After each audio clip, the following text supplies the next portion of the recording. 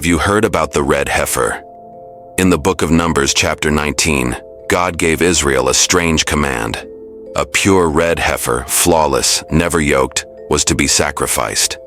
Its ashes were mixed with water to purify the people, especially the priests, before they could serve in the temple. For centuries, this law seemed impossible to fulfill, because a true red heifer, not a single white or black hair on its body, is almost unheard of.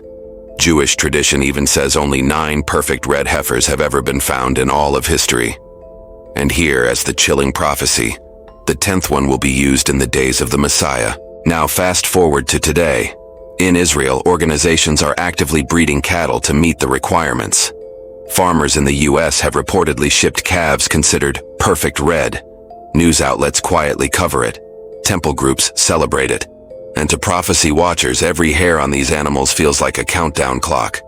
Here's where it gets darker. If a flawless red heifer is approved, its ashes could purify a new generation of priests, clearing the way for sacrifices to return and for a third temple to rise.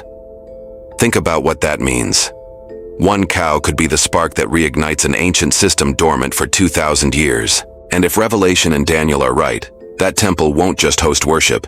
It becomes the stage where the Antichrist takes his throne. Conspiracies swirl around this.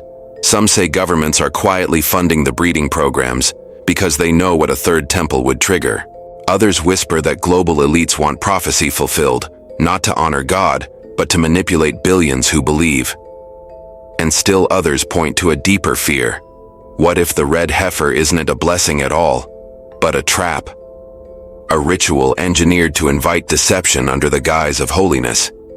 History shows how small symbols shift civilizations.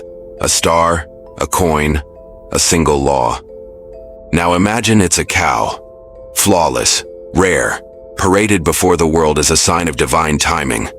Remember, everything I've said is just theory, not advice, not fact. So, here's the question. When the red heifer finally appears, will it be the sign of God's promise, or the trigger that ushers in the darkest chapter of prophecy? Leave one below.